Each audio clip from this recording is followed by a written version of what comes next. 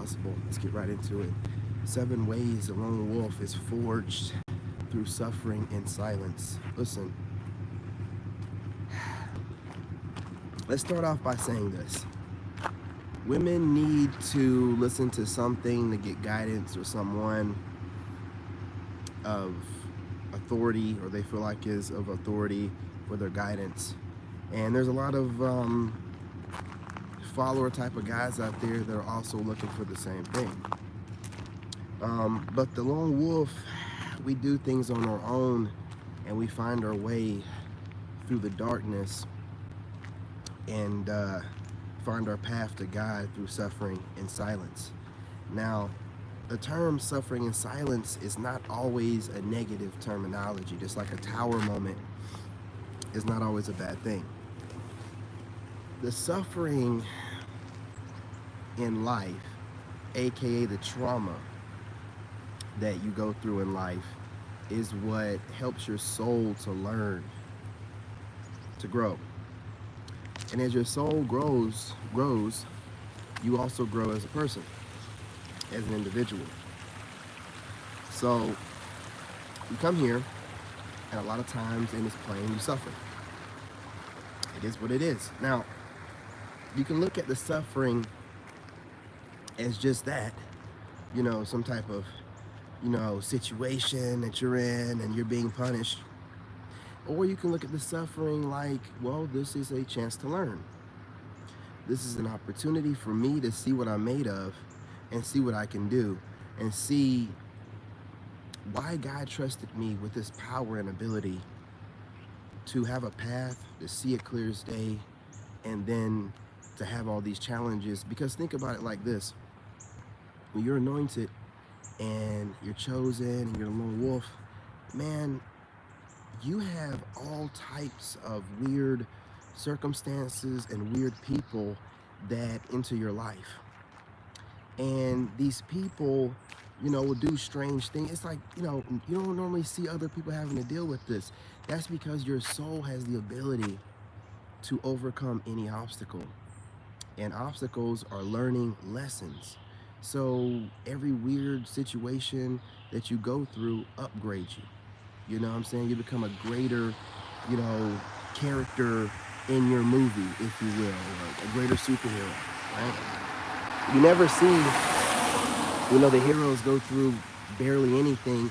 Part of their character development is going through trials and tribulations. So as a man, these are lessons to be learned. This is why your soul is here. And the more you go through, the more God trusts you to be able to overcome.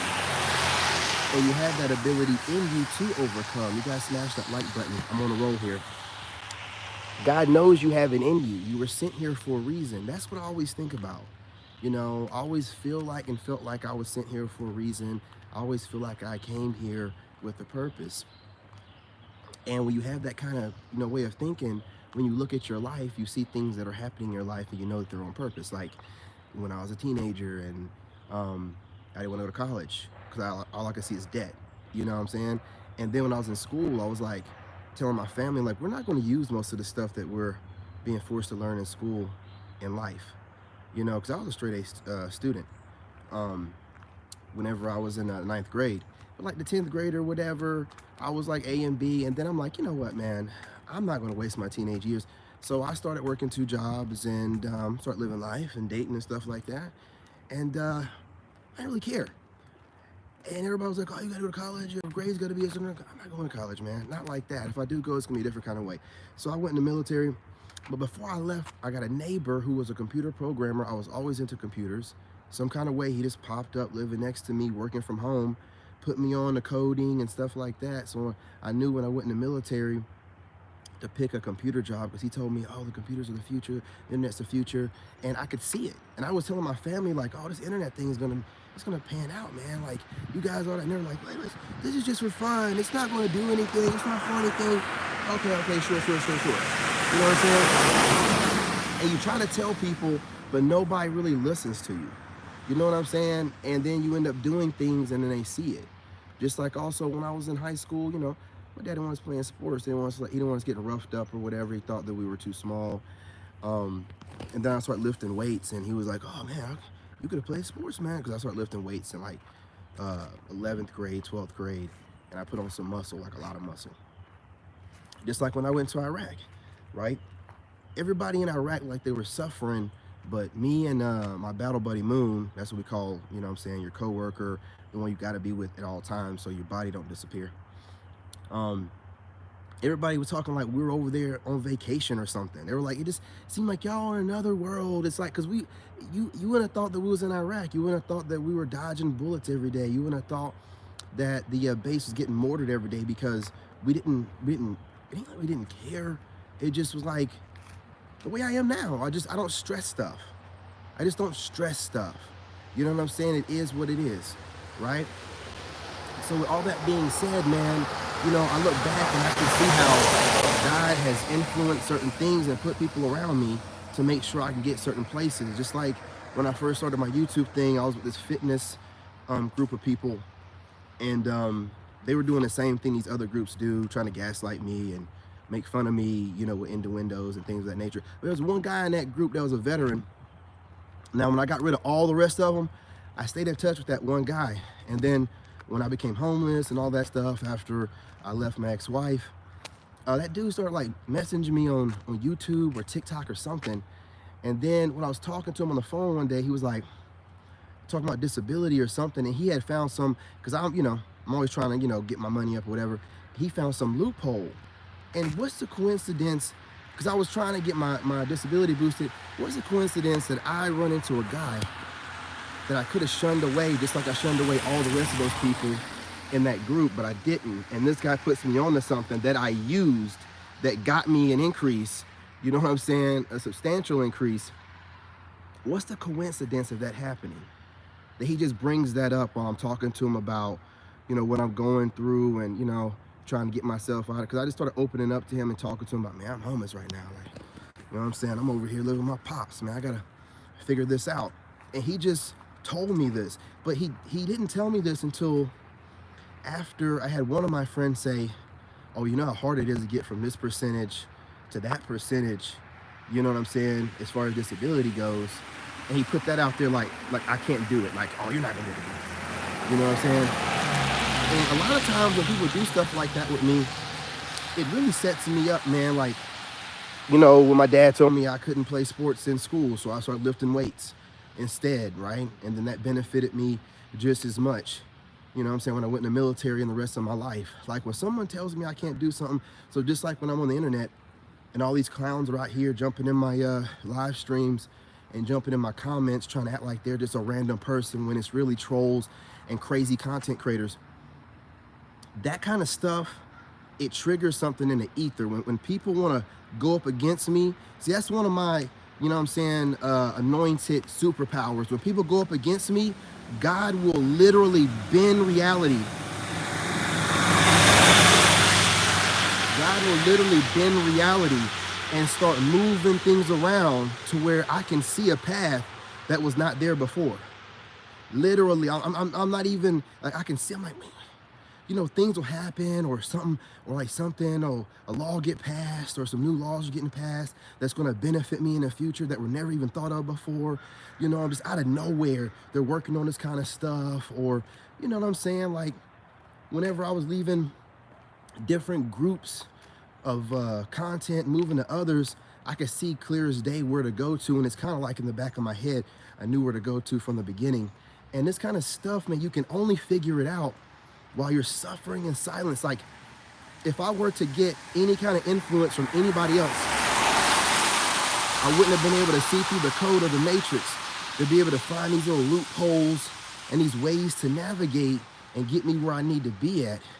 You know what I'm saying? And also moving in silence and suffering in silence and only speaking to God allowed me, God uses people and transmute their negative energy in my life always to help me get where I need to be at. Like when I was in the military, I was like an E5. I made like E5 in like 3 years or something like that. It was unheard of, and the reason why I did that, because when I got in the Army, God showed me, like, you're being led by idiots. Like my sergeants were idiots. And I was like, man, I can't be, I'm not gonna be led by idiots. I don't, see, my recruiter even told me this. When I signed up for the Army at 16, my recruiter was like, David, you pick up on stuff quick, man. You pick up on stuff quick. And since I've been lifting weights in high school, he was like, you're physically fit. You got everything right, bro. The problem is you don't like taking orders. I've been told that all my life. My recruiter told me that. My dad told me that. You know, my dad was like, man, you just don't like listening to nobody, man. Like you don't like being told what to do. How are you gonna go in the Army? I shouldn't have said that. See, now it's in my head. I'm gonna do it. I'm gonna show you. Then that recruiter was like, man, you don't like being told what to do, man. I don't know how it's gonna work out for you. I'm gonna show you how it's gonna work out. God gonna work it out. I know when to shut my mouth to get where I need to be at. Y'all crazy? You know what I'm saying? So I had to show him better than I could tell him. Made rank really quickly. Some opportunity popped up, once in a lifetime opportunity at Texas after getting back from the deployment to work at the White House. Just popped up out of nowhere. You know what I'm saying? Then I applied for it. Only 15 people got it out of 300 people that started. Me and my friend Moon. It's crazy, man. Started working for the White House, got E6 super quick. When I left Iraq, Moon was an E5 and I was like an E4. Moon decided, instead of working for the White House, he wanted to be a school teacher. You know, like B-Knock, A-Knock, the school you got to go to when you get promoted. So he went back to Georgia, which is really close to his home, which made sense. I wanted to explore the world. So I did the White House thing. Well, anyway, I went to B-Knock or whatever, A-Knock, whatever it was, because I got pinned E6. And Moon was still in E5. And all my instructors there were E5s. And I was young as crap, one of the youngest dudes there, E6, working for the White House. You couldn't tell me nothing. I'm an E6 and my instructors E5s, man, you ain't telling me nothing, man. They had to be respectful to me and all that. And then Moon was like, I didn't really pay no attention. Moon told me later, he was like, man, how is my soldier gonna turn around and outrank me? He's like, it motivated him to go to the board and get his E6. You know what I'm saying? Like, it's just the way life works out, man. And when you're moving in silence, and then like God gives you, because when you're moving in silence and suffering in silence, you're not a part of the world. You're just in it. So you can see everything from a third person perspective. So I can go back and look at my life right now while I'm making this video and pull out certain parts of my life to tell you guys the story of it right now vividly, because I can see it in my head while I'm speaking to you guys, right? I can do that at any point of my life from a third person perspective. See what I did wrong, pull parts out of what I did right, you know what I'm saying? Pull parts out of it and use it right now, you know, and not like in a passive way, like vividly remember what I did, like when I was in Iraq doing push-ups, sit-ups, squats, what I did in the gym to get where I'm at right now. Because in Iraq, you have no distractions, there's nobody around you. So I implemented that same Iraq thinking, you know, while I did my workouts in silence and getting fit in silence, right? So now, like, I see everybody trying to get fit, and, you know, I have a lot of people looking up to me. They'll never tell me it. They'll never say, oh, you know, I have a lot of people that look at me, you know what I'm saying, as a type of role model, whatever, and I'm given this ability from God, and I've only been able to hone this ability through the silence, man, through moving like I move, without having influence from outside people, not listening to what anybody tells me, because nobody's telling me what God's telling me.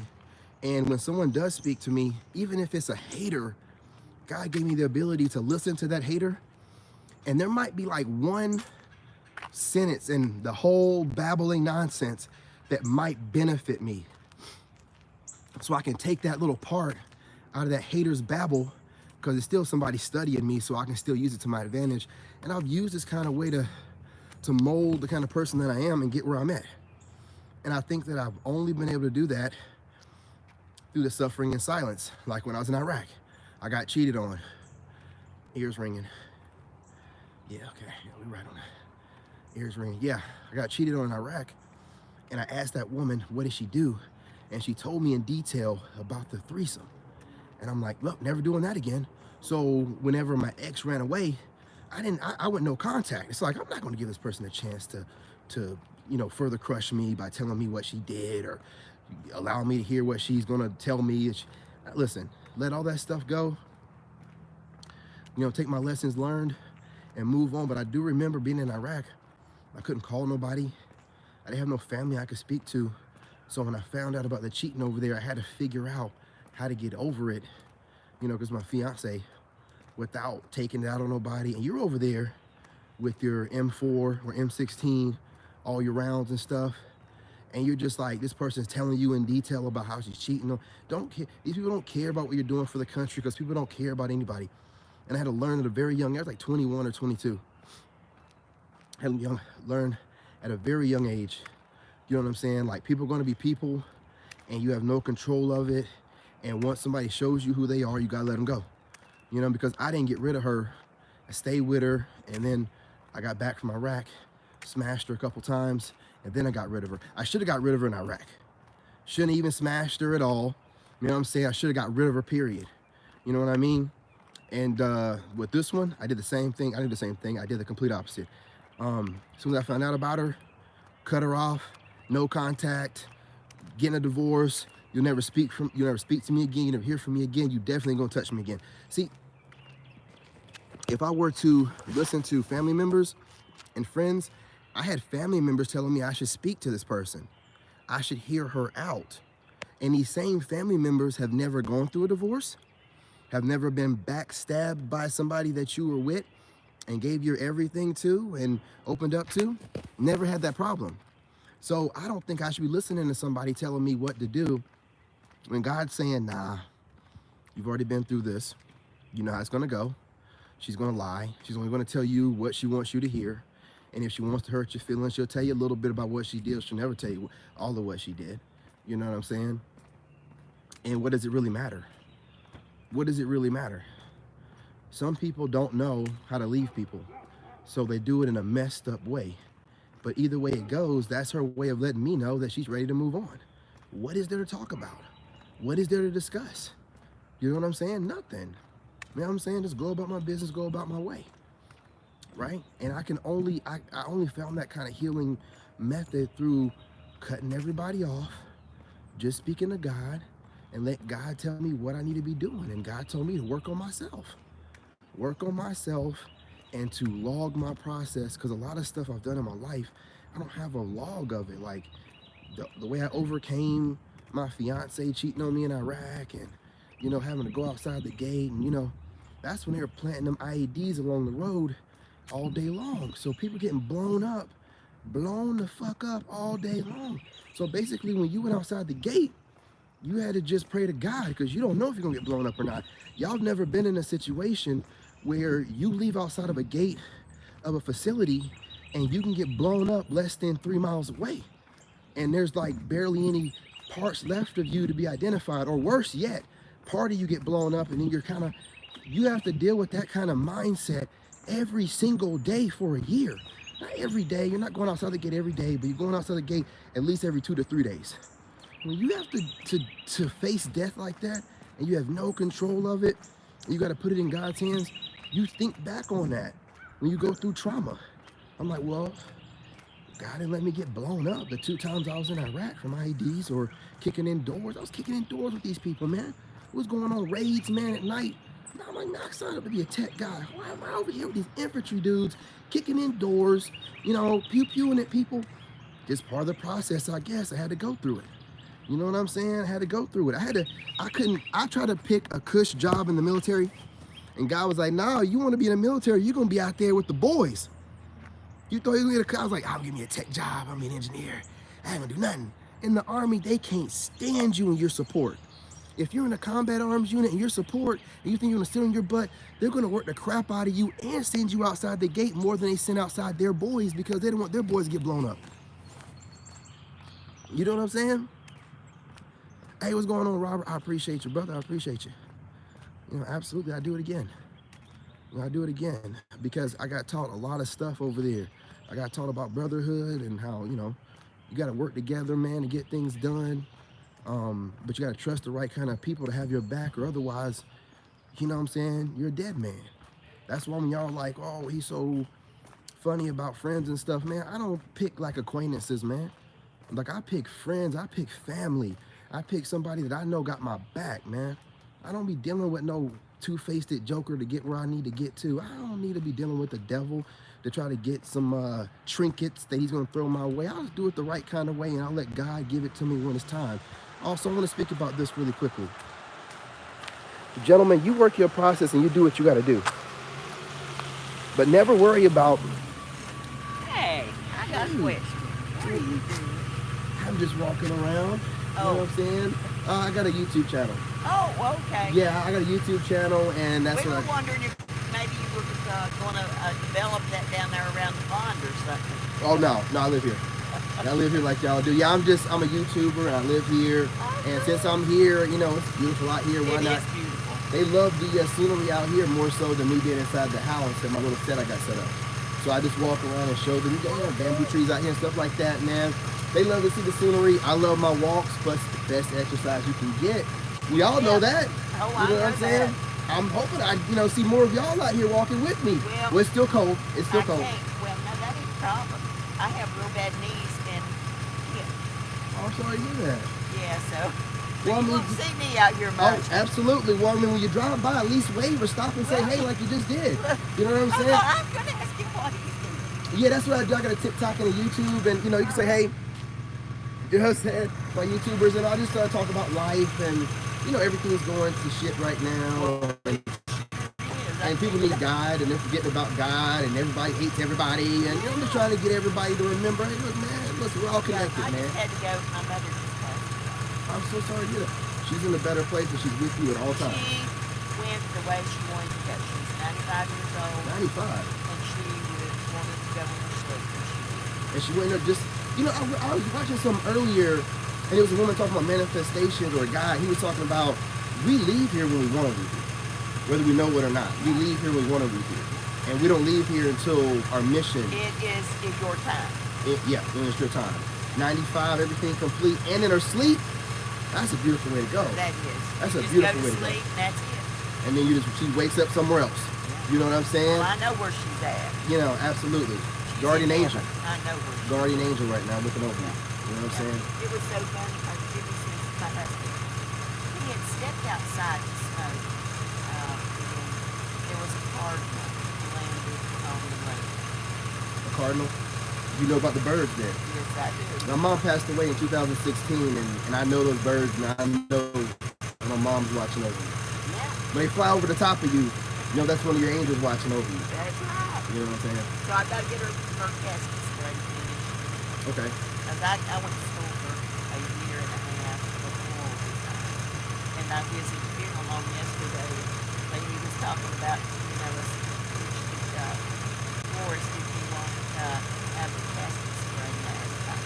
Bobby looked over at my sister, looked over and she said, you're doing the casket spray, aren't you? I said, Yeah, yeah. absolutely. Absolutely. I said, yes, I'm doing the casket spray. We're not going to deal with that. Absolutely. No. We're going to do it right.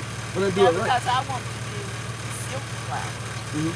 Because I could put it on their headstone when the funeral's over, and it will be put on the grave. Absolutely.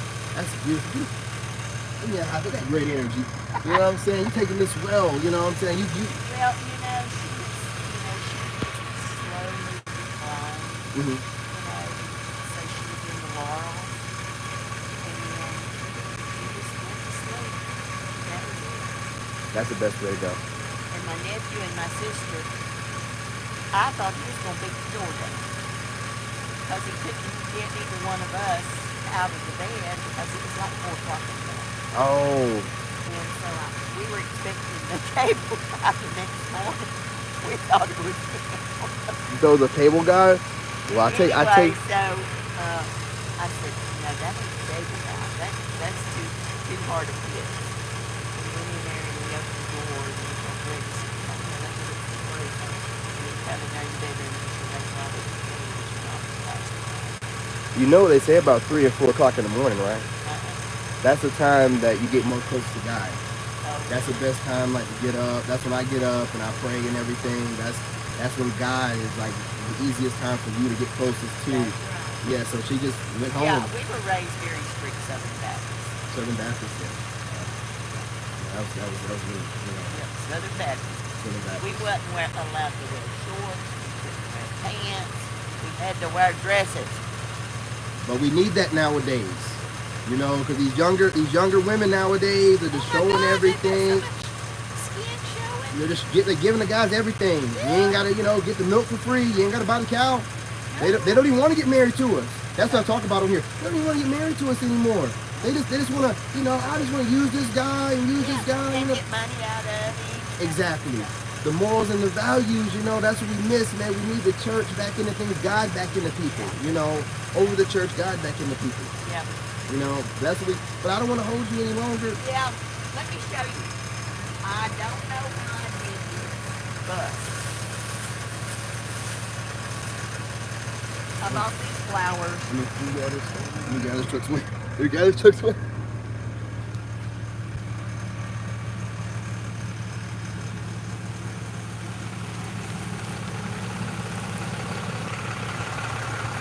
All right, all right.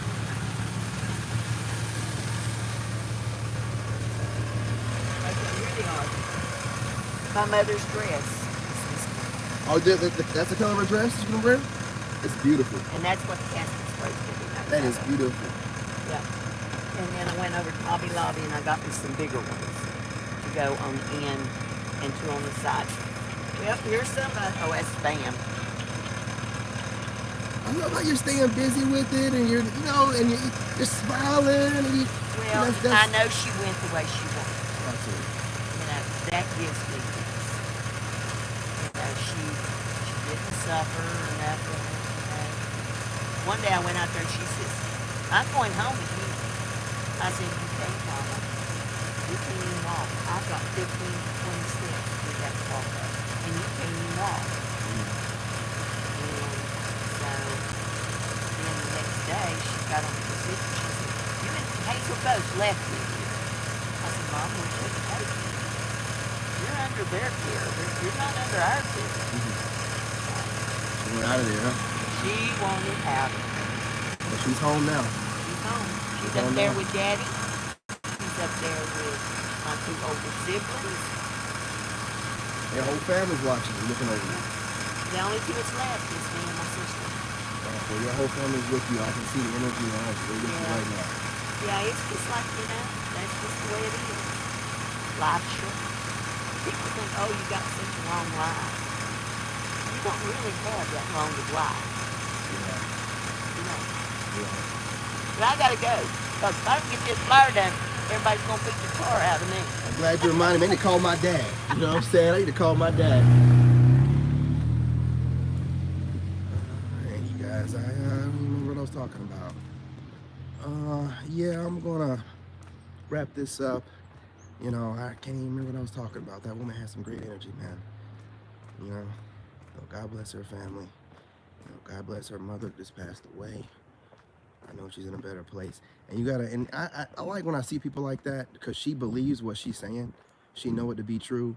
Because I really feel like when you're sad and you stay sad after somebody passes, I don't think that you really believe what you say. I don't think that you really believe that person's in a better place. I know my mom's in a better place. I know she's watching over me. And that woman's looking the same kind of way. Like, look, man. And plus her mom's 95, passed away in her sleep. That's the way to go right there. I mean, what I'm saying, up in that range in your sleep. But I'm not gonna hold y'all any longer.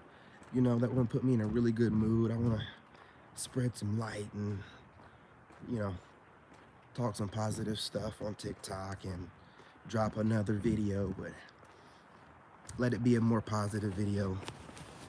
And I gotta call my dad back. I called him earlier today, but he'd ignore on the phone call. See what's going on. He don't like getting up, or he don't like being on his phone before I think 12 or whatever. But I do need to call him back, check on him, see how things are going. You know what I'm saying? Make sure y'all are checking in on your family. You know what I'm saying? The elders. But what was the subject on this again? I can't remember the title of the video was. Yeah. Well, I'm gonna get off of here and finish my walk, y'all. I appreciate it. My whole mind is, yeah, she got me thinking about my mom. Yeah, I gotta go. I'll talk to y'all.